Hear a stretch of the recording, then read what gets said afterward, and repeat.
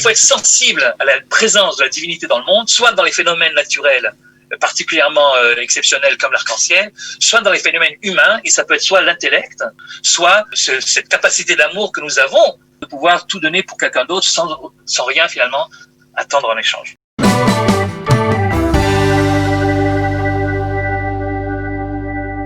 Pour parler ce matin de Parashat Noach, nous sommes avec le Rav Eli Kling. Bonjour Rav Eli Kling, merci d'être avec nous ce matin sur Studio Kalita. Bonjour, merci à vous de m'avoir gentiment invité. Alors, on va parler de Parashat Noach. On sait que les Parashat, en tout cas les parachiotes du début du livre de Bereshit sont toujours un peu mystérieuses. Et qu'est-ce qui a retenu plus particulièrement votre attention dans cette paracha ?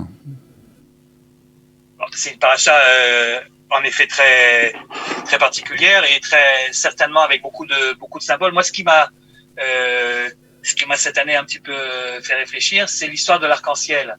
A priori, l'arc-en-ciel, qui est un très joli phénomène naturel, il a tout d'un coup une connotation un petit peu négative. On dit, ouais, quand on voit l'arc-en-ciel, c'est la promesse divine de pas détruire le monde. D'un côté, c'est possible. De l'autre côté, ça voudrait peut-être dire que le monde aurait mérité d'être détruit. Évidemment, c'est pas en contradictoire avec la raison scientifique de l'arc-en-ciel. Tout le monde sait bien qu'il y a des causes naturelles de l'arc-en-ciel, mais la Torah s'occupe pas du comment ça marche, la Torah s'occupe du pourquoi ça marche. Et moi, ce que je voulais vous dire sur l'arc-en-ciel, c'est qu'il y a un texte très curieux talmudique qui nous dit que celui qui manque de respect à Dieu, il mériterait de ne pas être venu au monde. Vous vous rendez compte la violence du propos. Il aurait mieux fallu qu'il ne vienne pas au monde. Et lorsque le Talmud s'interroge de qui tu parles, alors entre autres, on parle de l'arc-en-ciel. Celui qui regarde à Mistakel Bakeshet, celui qui regarde l'arc-en-ciel. Il y a deux autres choses à ne pas regarder. Il y a le Kohen au moment où il fait la Birkat Kohanim, vous savez. Et puis il y aurait aussi le Nassi. Le Nassi, c'est le président. Bon, le président, c'est pas Macron, c'est pas Rivlin non plus, c'est le président du Sanhédrin. Et voilà. Et donc le problème est de savoir, mais en quoi c'est tellement grave de regarder un arc-en-ciel ou un président de Sanhédrin ou un Kohen. Moi, quand j'étais petit, je me mettais sur le talit pas de mon père, parce que comme il était rabbin, il était au centre de la synagogue, mais sous le talit de mon grand-père me disait ne regarde pas. Évidemment, quand tu dis à un gosse ne regarde pas, qu'est-ce qu'il fait le gosse? Et il essaie de regarder. Et mon grand-père me disait, si tu regardes, tu vas devenir aveugle. Et puis une fois, et ben oui, parce que dans le texte du Talmud que je vous dis, en effet, il y a écrit celui qui regarde dans ces trois choses-là, sa vue baisse. Ouais. Pourtant, c'est beau de regarder un arc-en-ciel. Ben ouais, c'est pour ça. Donc ça m'a toujours un petit peu turlupiné cette affaire-là. D'autant plus qu'il y a une bracha, vous savez, il y a une très jolie bracha à faire au moment de l'arc-en-ciel, etc. Donc on aurait pu s'attendre au contraire à ce qu'il faille regarder l'arc-en-ciel pour faire la bracha et même appeler les copains en disant regardez, c'est très joli, venez. Et donc je comprenais pas très bien cette histoire d'arc-en-ciel jusqu'au moment où j'ai lu un truc de Rav Soloveitchik. Je vais vous le résumer en 2 minutes puisqu'on est à la radio, qu'il faut être court et précis. Ouais. Bah oui. Alors, le Rav Soloveitchik, qui est un grand monsieur, vous savez, lui, le Rav Soloveitchik, qui vivait aux États-Unis, c'est une grande personnalité du siècle dernier, de l'après-guerre aux États-Unis. Et donc, il a écrit une fois là-dessus. Et puis, il a dit qu'il faut savoir que ce que le judaïsme demande aux Juifs, c'est pas tellement de croire en Dieu, c'est pas tellement de croire en lui, mais, comme dit Maïmonide, c'est de savoir que Dieu existe. Yesod, il commence comme ça son grand livre, qui est l'encyclopédie du judaïsme, les Yad HaChazaka, les 14 volumes de Maïmonide. Il commence en disant Yesod Yesodot V'amud HaChochmot Leda, le fondement des fondements, c'est-à-dire la base de la base, quoi. C'est de savoir qu'il y a un Dieu qui est à l'origine de toute chose. Et en général, quand on dit savoir, alors on pense il faut avoir réfléchi, il faut faire des grandes études théologiques, philosophiques, comparer, etc. Et puis arriver finalement à la conclusion, oui, je sais. Et le Rav Soloveitchik dit c'est pas possible, parce que savoir au sens intellectuel du terme que Dieu existe, c'est possible, mais ça demande, c'est pas à la portée de tout le monde. Et Maïmonide est mieux placé que quiconque pour savoir que c'est très rares personnes qui peuvent arriver à ce degré que, voilà, j'ai réfléchi, j'ai comparé, j'ai étudié des années, et finalement, je sais. Et si c'est ça, alors il n'aurait pas dit c'est la base des bases, c'est le fondement des fondements. Le fondement des fondements, ça veut dire que ça doit s'adresser à tout le monde. Et donc, le Rav Soloveitchik donne une autre explication sur ce qu'on appelle Yediat Hashem. Yediat Hashem, c'est au sens un peu biblique. Vous savez que le mot, la date, dans la Bible, c'est pas une connaissance intellectuelle, mais c'est d'abord une connaissance historique, existentielle, physique. C'est-à-dire que ce qu'on demande aux Juifs, c'est que la présence divine soit tellement incrustée en lui que il a l'expérience de la voir. Alors, l'expérience de voir, de ressentir la présence divine, évidemment, vous allez me dire c'est compliqué également et tout le monde le ressent pas. Oui, mais d'accord, parce qu'on est pris par la routine quotidienne et parce qu'on a d'autres choses à faire, on pense pas à ça tout le temps. Quoique, avec les mitzvot, vous savez, même quand tu manges un fruit, tu es obligé de penser que c'est Dieu qui a créé le fruit. Mais malgré tout, bon, il y a d'autres préoccupations, il y a la parnassa, il y a la famille, etc. Tout le monde ne pense pas toujours 24 heures sur 24 à Dieu, et puis sinon, on pourrait rien faire du tout. D'accord, ok. Mais il y a un certain nombre de phénomènes dans le monde où la présence divine est tellement flagrante que si tu passes à côté, tu connais pas. À ta l'œil, peut-être que tu crois que Dieu existe. Si on te demande est-ce que tu crois en Dieu, tu diras oui. Mais tu le vis pas réellement. Tu le connais pas vraiment. Tu rates quelque chose en fait. Pardon ? Tu rates quelque chose. On rate quelque chose. On rate quelque chose. Et parmi ces phénomènes, il y a d'abord le phénomène de la beauté naturelle. C'est vrai que lorsque le soleil se lève ou quand il se couche, c'est aussi un phénomène divin finalement. Mais bon, comme ça vient tous les jours et ça repart tous les soirs, alors on n'est pas toujours extasié devant. Voilà. Mais l'arc-en-ciel, ça vient pas tout le temps. Ça vient dans des circonstances particulières, quelques fois dans l'année. Et c'est tellement beau. Vous le disiez tout à l'heure, Olivier, c'est tellement joli, c'est tellement magnifique. C'est cette figure géométrique parfaite avec ce décalé de couleurs, etc. Si jamais tu vois un arc-en-ciel et tu dis waouh, qu'est-ce que c'est beau, viens, je dessine un truc. Imagine que t'as des dons cachés pour la peinture. Tout à fait. Ouais, tu fais une jolie peinture, ou alors tu fais une jolie poésie, ou je sais pas quoi. Il est possible que tu crois en Dieu.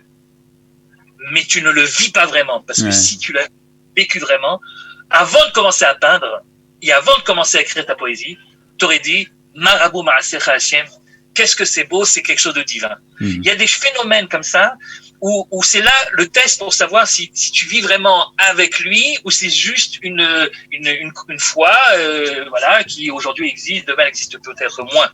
Et c'est ça le côté Yediat Hashem. C'est pour ça que le Talmud veut dire celui qui voit l'arc-en-ciel mais qui sait pas comment le voir. Mistakel, il regarde la beauté de l'arc-en-ciel, mais il sait pas comment le voir. C'est pas que la punition, comme mon grand-père avait compris, c'est que tu perds la vue, c'est que ça prouve que ta vue est basse. Et necha kehot, c'est-à-dire tu vois pas jusqu'au bout, tu vois pas ce qui se cache derrière. Et les trois phénomènes finalement que le Talmud propose, c'est à la fois donc la beauté des phénomènes naturels, représentés ici donc, par l'arc-en-ciel. C'est le président du Sanhédrin, vous savez pourquoi? Le président du Sanhédrin, il y avait 70 membres dans le Sanhédrin, mais c'était pas juste des grands Talmidei Chachamim, comme on dit aujourd'hui, qui connaissaient toute la Torah et le Talmud et tout ça à la perfection, c'était évident ça. Mais c'était beaucoup plus que ça. Pour être membre du Sanhédrin, il fallait, nous dit nos sages, qu'il fallait connaître les 70 langues. Autrement dit, les civilisations, parce que une langue, ça veut dire une civilisation, etc. Bon, même si c'est un petit peu exagéré, même si c'est une façon de parler, 70 c'est un chiffre rond, mais ça veut quand même dire qu'il faut avoir une vaste connaissance, une philosophie des choses, comparer, etc., etc. Et en plus de ça, le président du Sanhédrin, c'était évidemment pas n'importe qui, c'était le meilleur des meilleurs. Et donc, la manière qu'il avait de s'exprimer, de concevoir les choses, d'analyser, de transmettre, c'était quelque chose de divin. Il y a quelque chose de divin dans la capacité intellectuelle donnée à l'homme. Maïmonide, justement, dira que le Tselem Elohim, la fameuse parcelle de divinité qu'on a en nous, et qui est écrite dans les premiers chapitres de la Torah, c'est justement ça, cette capacité qu'on a à faire travailler notre cerveau, à conceptualiser les choses, à pouvoir les exprimer de manière cohérente. Alors, évidemment, quand tu entends un joli cours ou quand tu assistes à une belle conférence, tu vas pas tout de suite dire « Waouh, c'est divin !» Mais il y a des cas où c'est tellement flagrant, cette intelligence humaine, que si tu dis pas tout de suite, comme pour l'arc-en-ciel, si tu dis pas tout de suite, c'est divin. D'ailleurs, vous savez qu'il y a une bracha qu'on dit quand on rencontre ce genre de personnages hors du commun, etc. Il y a une bracha quand on doit dire, voilà, béni sois-tu qui a donné une partie de ta chorma aux êtres humains. Voilà. Et puis le troisième phénomène, et je terminerai là, le troisième phénomène, c'est le Kohen qui fait la bracha, parce que comme vous le savez sans doute, la bénédiction du Kohen, c'est la seule mitzvah qu'on doit faire par amour, que le Kohen doit faire par amour. C'est-à-dire les autres mitzvot, il y a une mitzvah d'aimer, ça c'est autre chose. Mais alors je mets les tefilines, que je les mette par amour ou pas par amour, je fais la mitzvah. Par contre, La bracha, vous rappelez, Asher Kedeshanu Bikdushato Shel Aaron, Betzivanu Levarech et Amo Israël Be'ahava, c'est-à-dire il faut bénir le peuple d'Israël, si t'es Cohen, Be'ahava avec amour. Et si t'es pas capable d'amour, tu bénis pas. La halakha dit qu'un Cohen qui se lève de mauvais pied, ou s'il dispute avec sa femme, ou il y a un type dans la communauté qui lui plaît pas, il fait pas la Birkat Kohanim, il peut pas la faire. D'accord. Voilà. Et cette capacité d'amour, c'est comme la capacité intellectuelle, c'est également quelque chose de divin. Alors aujourd'hui, il y a peut-être plus de Cohen au sens de Cohen au Beth Amikdash qui faisait la bracha, etc. Mais heureusement, l'amour existe toujours. Et l'amour, on parle ici de l'amour gratuit parce que le Cohen, il a aucun intérêt à tout ça. Il est vraiment celui qui transmet la bracha divine au peuple par amour. Et ça existe encore aujourd'hui. Quand tu vois une maman avec un bébé dans ses bras, ouais, et tu vois le regard de la mère et tu comprends qu'elle est prête à tout pour cette petite créature, y compris à donner sa vie s'il le faudrait, alors que finalement, ça va, il la réveille toutes les nuits, plusieurs fois par nuit, il faut changer ses couches, etc. Donc c'est vraiment un amour gratuit. Et bien dans ses yeux de maman, quand tu vois un tableau pareil, si tu te dis c'est magnifique, je vais écrire une chanson, ou c'est magnifique, je vais faire un tableau, ok, peut-être que tu crois en Dieu, mais tu le vis pas vraiment, parce que sinon tu aurais dit Marabou Masecha Hashem. Voilà. Donc il faut être sensible à la présence de la divinité dans le monde, soit dans les phénomènes naturels particulièrement exceptionnels comme l'arc-en-ciel, soit dans les phénomènes humains, et ça peut être soit l'intellect particulièrement brillant, soit cette capacité d'amour que nous avons de pouvoir tout donner pour quelqu'un d'autre sans rien finalement attendre en échange. Alors l'enchaînement est tout trouvé puisque vous venez de parler de l'amour d'une mère à son fils. On parle un peu moins souvent de l'amour du père à son fils, et c'est l'occasion de rappeler le souvenir de votre papa, puisque cette semaine, je crois, c'est son Askara. C'est pas seulement cette semaine, c'est aujourd'hui. Ah, aujourd'hui. C'est vraiment le Yom Askara, voilà, exactement. Hier, on a fait un grand zoom, et parce qu'on peut pas, évidemment, par les temps qui courent, inviter tout le monde, donc on a fait un grand zoom, et comme beaucoup l'ont dit avant moi, cette affaire de Zoom, finalement, c'est quelque chose de bon malgré tout. C'est qu'il y a des gens qui pouvaient pas venir chaque année parce qu'ils habitent pas en Israël ou ils habitent loin. Et là, ils ont pu se connecter d'un peu partout. Et c'était très émouvant, en effet, parce que mon père, donc le grand Abba Kling, qui était, il a commencé sa carrière à la Varenne, mais après il est parti à Lyon, en tant que grand rabbin de Lyon et de la région, puis après il est parti à Nice. Eh bien, les gens qu'il rencontrait, finalement, c'est des gens à qui il s'avère qu'il a beaucoup marqué, puisque des années et des années encore, il s'en rappelle. Et moi, écoutez, il n'y a pas une semaine qui se passe sans que je rencontre quelqu'un ou que quelqu'un me téléphone ou me dise ton père, celui qui m'a marié, celui qui a fait si tu savais comme il m'a marqué, etc. Et c'est vrai que c'est quelqu'un une personnalité, c'était une grande personnalité du rabbinat en France, mais à part ça, c'était une personnalité en tant qu'être humain, comme ils disent les Ashkenazim. Un mensch, c'est quelqu'un de particulier qui avait une présence dans tous les sens du terme, on pouvait pas ne pas le voir ou ne pas l'entendre parce qu'il avait une voix aussi très particulière qui faisait trembler les murs des synagogues. Et donc c'est l'occasion en effet de lui rendre hommage si on veut faire le rapport avec ce qu'on vient de dire. Lui par contre, c'est clair qu'il vivait pas seulement parce que sa profession faisait qu'il était toujours au service d'Hachem par définition, on va dire, mais également dans sa vie privée, quoi. Et pour lui, évidemment, la présence de Dieu est tellement évidente qu'il était au sens du Rav Soloveitchik, Yodéa et Hachem. Et je pense que le grand message à tirer de tout ça, c'est peut-être pas obligatoirement ou uniquement dans la manière qu'on a de remplir les commandements divins Ben Adam la Makom, c'est-à-dire qui nous lie directement à Dieu lui-même, ce qu'on appelle les lois rituelles, si vous voulez, Kashrut, Shabbat, etc. Mais sa spécificité, si vous voulez, c'est qu'il avait transmis tout ça, ou traduit tout ça, y compris et surtout dans les relations humaines. C'était quelqu'un qui ne supportait pas l'idée de rater une rencontre importante que Dieu aurait mis sur sa route. Il m'a dit avant de mourir, il est mort d'une maladie, il avait le diabète, et puis il y a eu des opérations, des amputations à la face, c'était pas simple du tout. Mais comme ça, avant de mourir, il me disait encore, Élie, tu sais, j'ai un petit peu peur de ce qui va se passer là-bas. Je lui dis, pourquoi t'as peur? Toi, t'as peur? Pourquoi t'as peur?